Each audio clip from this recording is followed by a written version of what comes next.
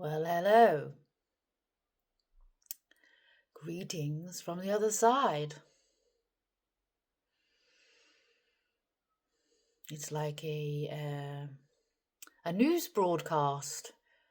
Now at the 11 o'clock, death from the other side.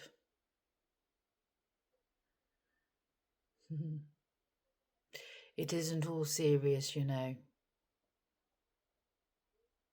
But also, on the other side, it is not all fun. There has to be a complement to both sides of that scale.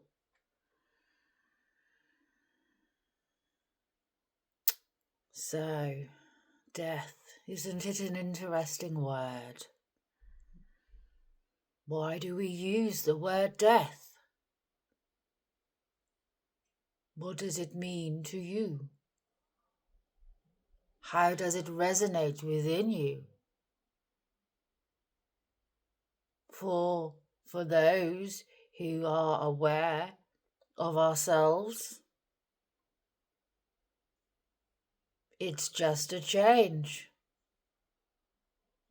The only thing that is of death is of the human body, but still this is not death, for the body is absorbed by the world, by nature. It seeps into the soil. So, what is death?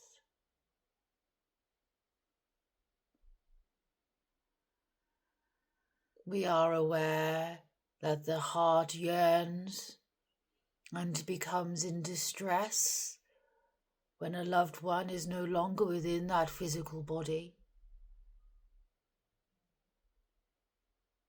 But you have such a powerful gift, for if you sit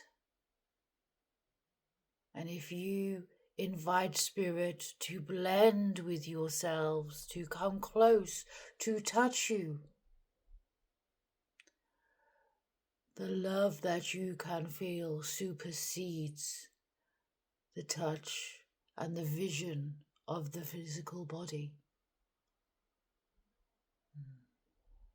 Some of you may snarl at that idea, but then you may not have encompassed the enormity of the feeling of love. That vibration is so uplifting and gives you all the answers to everything immediately. It's a knowing. But it's like following a recipe for a good cake. Until you do it, until you feel the experience, it is simply somebody else telling you something that is potentially not tangible within your own mind. So all it boils down to is vibrations and energy.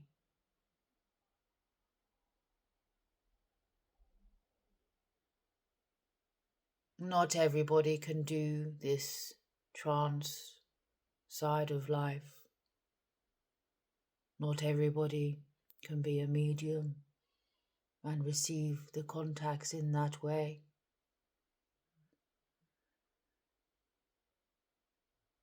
And this is sad, really,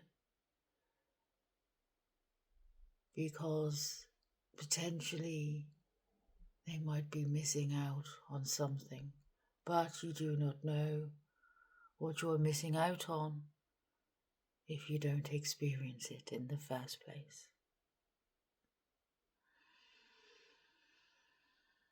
And this is true in many forms of what happens within your lifetime. But please do not take anything on the word of another.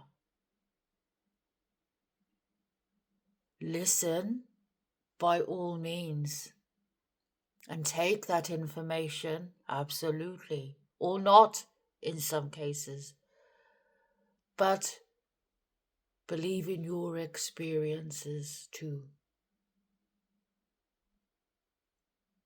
It has to feel right.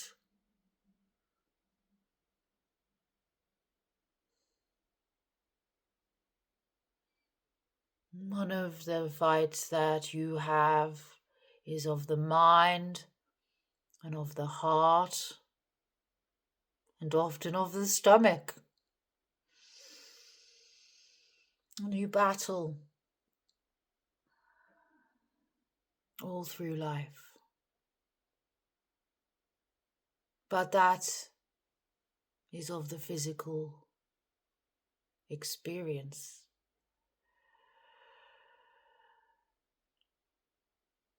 Hardships will never be taken away.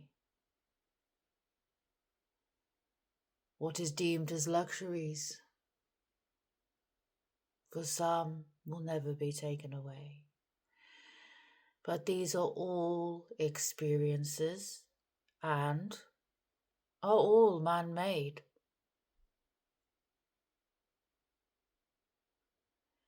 It is the human that has manipulated the environment around themselves and each other.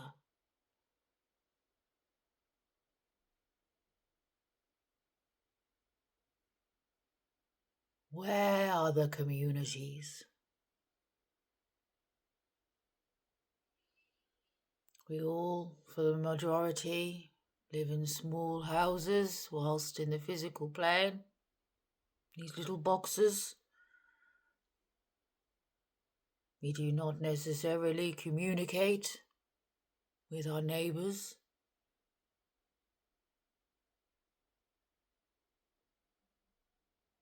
It is such chalk and cheese.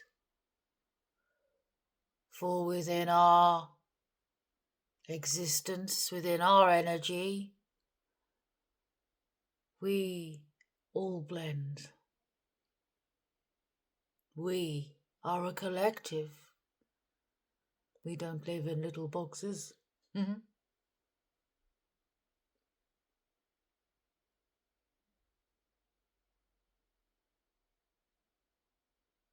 So maybe for some who are closer to joining us than others,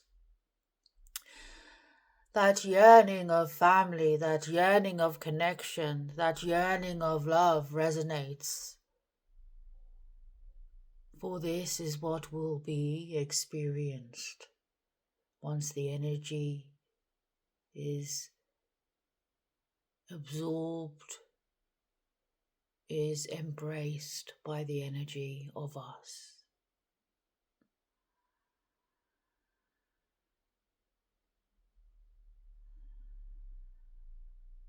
Life is a complicated journey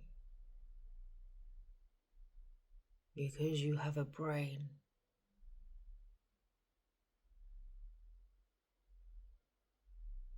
Now, for some, that intellectual ability is not there, but they still have a connection. They still have energy.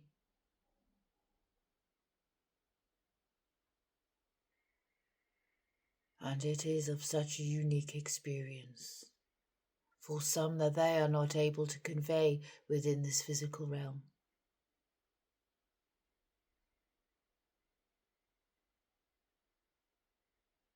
And I am sure within your scientific field there is questions and experiments being completed with those who are not able to communicate via verbal means, via physical means, with their eyes and with their hands, and a connection between those of a catatonic state, shall we say.